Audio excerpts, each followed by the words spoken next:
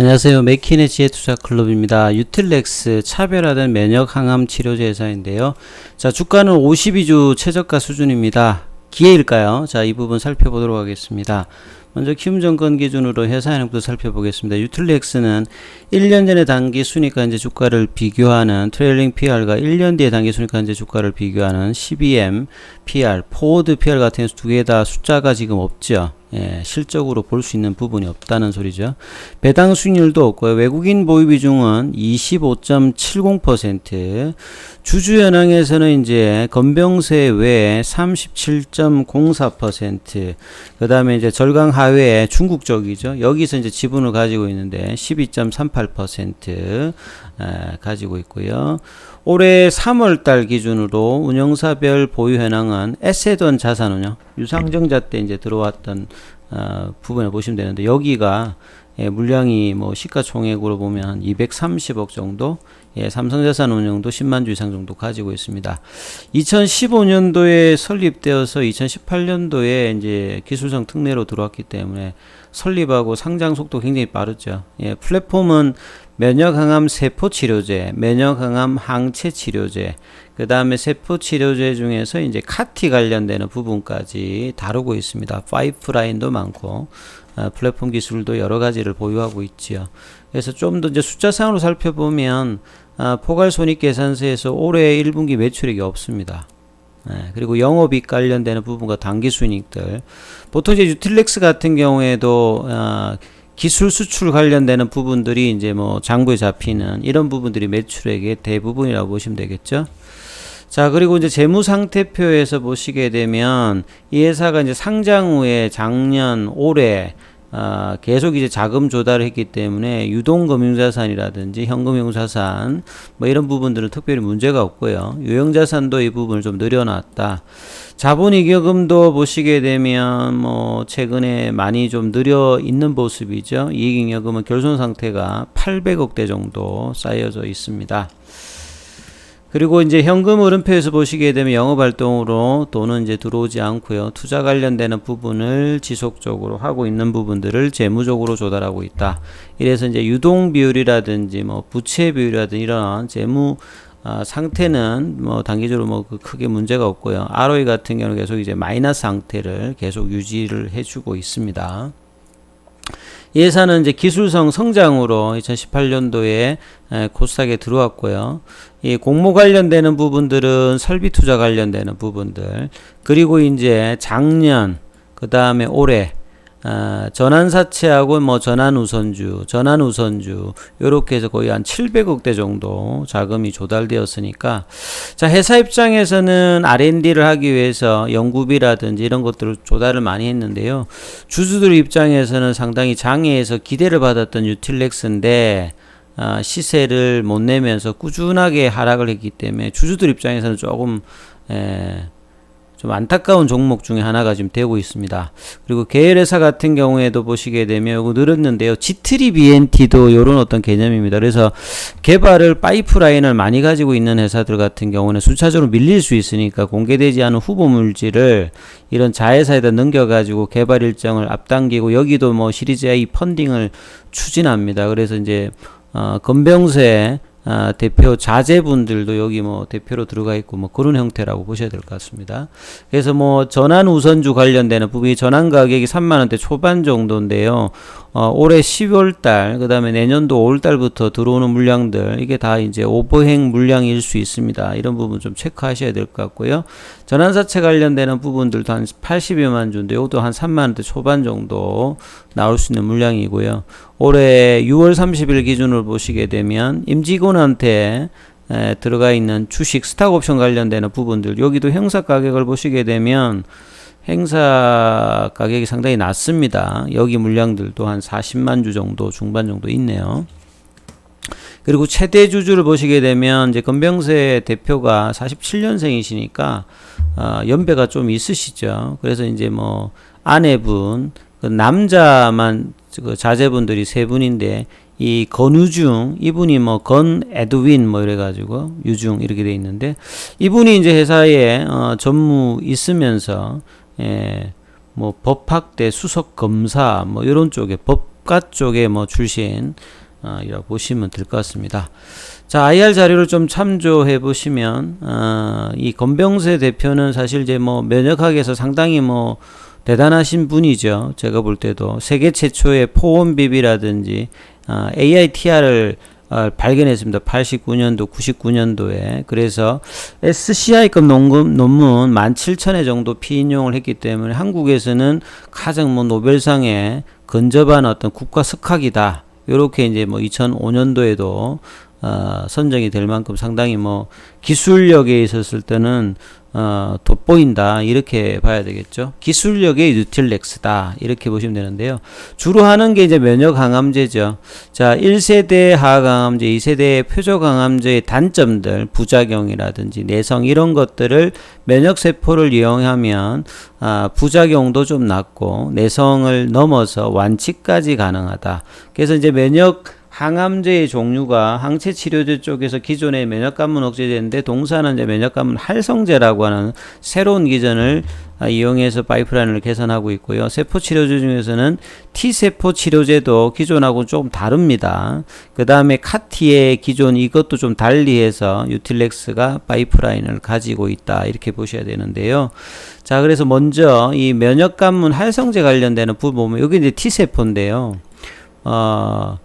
시장에 이제 2014년부터 본격화되어서 지금 뭐 키트루다라든지 뭐 옵디보라든지 여기가 타켓이 CATLA4는 이제 여보이 쪽이 이제 하고 있고요. 브리스톨 마이어스 스퀘어가 그 대부분이 이제 PD1 개념으로 하고 있다고 봐야 되겠죠. 근데 요 반대편에 있는 게 면역관문 활성제가 있습니다. 자, 이걸 자극하게 되면 T세포의 활성이 올라가는데 여기에 이제 포원비비도 있고 그 다음에 AITR도 있습니다. 그래서 89년도에 제초 발견하고 항체도 95년도에서 파이프라인 중에서 EU101로 포원비비 개념으로 항체 치료제를 개발하고 있고요.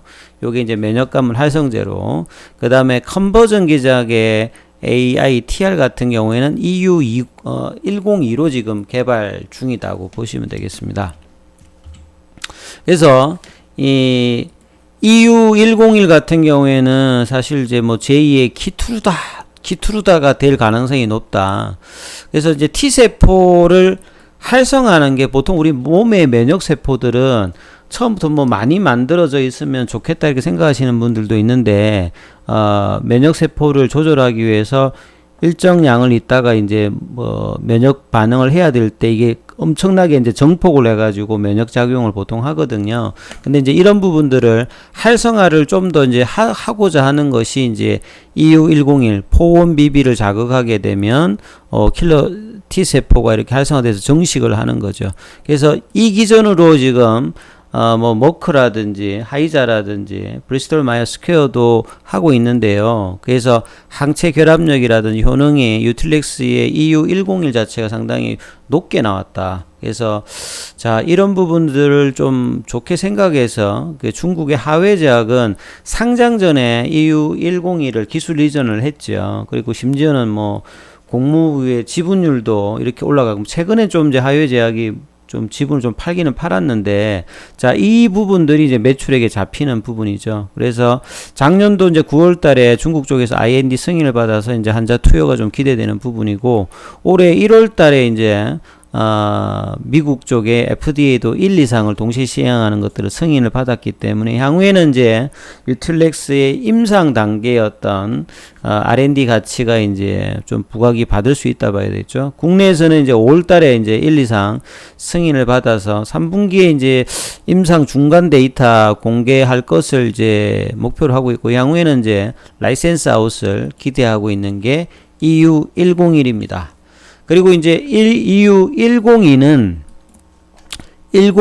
조금 이제 기전이 다르죠. 이 컨버전이라고 하면 어떻게 보시면 되냐면, 이 그림을 보시면 암세포 주변에 조절 T세포가 있어가지고 오히려 얘가 킬러 T세포를 막는 어떤 역할을 하고 있거든요. 그래서 이 조절 T세포를 이렇게 암세포가 이렇게 이용을 하고 있는데, 이걸 도움 T세포로 바꿔줍니다. 그러면 얘네들이 탁 돌아서죠. 그래서 이 킬러 T세포가 공격할 수 있도록 이렇게 만든 어떤 기전이다. 요것도 상당히 AITR이라는 어떤 기전을 이용해서 하는 거니까 상당히 획기적이라고 봐야 되겠죠. 이런 부분들이 면역관문 활성제의 어떤 파이프라인이 있고요. 그래서 그 다음에 이제 이 T세포 관련되는 부분이 있습니다. 그래서 T세포 쪽에서도 기존의 어떤 다른 T세포를 이용한 우리 국내로 보면 뭐 녹십자셀이라든지 뭐 박셀바이오, 그 다음에 뭐 NK맥스, 뭐 이런 회사들이 뭐 T세포 이용하는 어떤 NK T세포라든지 이런 것들을 이용하는 건데요. 자, 여기는 조금 다른데 포원 BB 작용 기전을 이용하는데요. 환자 몸에서 혈액 채취를 조금밖에 안 합니다. 한 50ml에서 요게 이제 뭐 말초 혈액 단액구 여기에다가 항암원 펩타이드를 여기다가 뿌려주는 거죠. 뿌려주게 되면 T세포에서 이 암 항원에 반응하는 애가 있겠죠.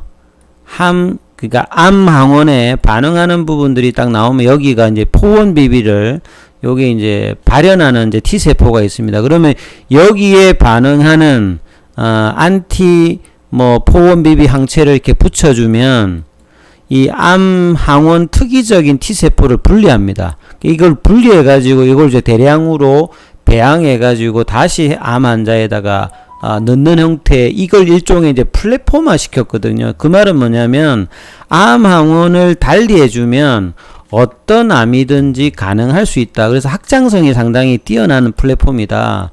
이런 어떤 기술 플랫폼을 가지고 있거든. 그리고 환자 몸에서 하기 때문에 자가유래니까 안전성도 있겠죠. 특별히 유전자 조작을 하지 않습니다. 예. 그리고 이제 고순도로 추출을 해서 그 다음에 생산도 표준화 공정으로 비용도 좀 싸서 그 사업성도 좀 뛰어난 부분들이 이 T세포 플랫폼이라고 봐야 되는데, 그래서 발현할 수 있는 암 항원 이 부분만 확보하면 모든 암에 적용하기 때문에 지금 크게 보면 뭐 3가지 이상으로 플랫폼이 나눠져 있는데, EBV라고 하는 이 바이러스를 발현하는 뭐 암종이 있으면 이 중에서 여러 가지 이제 임상을 국내에서 진행을 했는데, 여기에서 완전간해가 나왔던 게 이제 혈액암인 NKT 림프종이었죠. 요게 상당히 유틸렉스에서는 임상에서 제일 빨랐던 부분이고, 그 다음에 이제 뭐 WT1 이 부분을 발현하는 암종에서는 악성 이제 내암이라고 보시면 되겠죠. 예. 예후가 제일 안 좋은 여기에 또 하는 부분이 있고, 그 다음에 이제 HTRT 요거 발현하는 암종에서는 뭐 유방암이라든지 뭐 폐암 쪽으로 진행하는 부분인데, 가장 빠른 게 이제 FTNT인데요. 자, FTNT는 보시면 이제 임상 1상에서 여러 암종에서 했는데, 그 중에서 NKT 세포 림프종 2명 환자가 완전간해가 나와서 상당히 좀 기대를 했습니다. 그리고 이 항체 치료제라든지 세포 치료제 같은 경우는 임상 이상으로 뭐 미국 쪽이나 유럽 쪽에서 제품 승인 허가를 받았기 때문에 이상이 끝나면 조기 상용화 어떤 기대감이 상당히 높았기 때문에 여기에 어떤 부분의 가치가 상당히 조금 이제 유틸렉스의 주요 어떤 주가 상승의 어떤 재료였죠. 근데 이제 2019년도 상장하고 그 다음에 임상 중단이 되었습니다. 식약처가 임상 이상 IND 이제 신청 시 제출한 이제 문서하고 실사 자료에서 이니셜 제5기가 되면서 뭔가 이제 임상 환자들의 어떤 부분에서 좀 문제가 있다 이러면서 이제 10개월 정도 중단이 되었다가 이제 작년도 2월 달에 임상 뭐 재개가 되었습니다. 그래서 최근에 좀 수정해서 임상이 좀 진행되고 있는데요.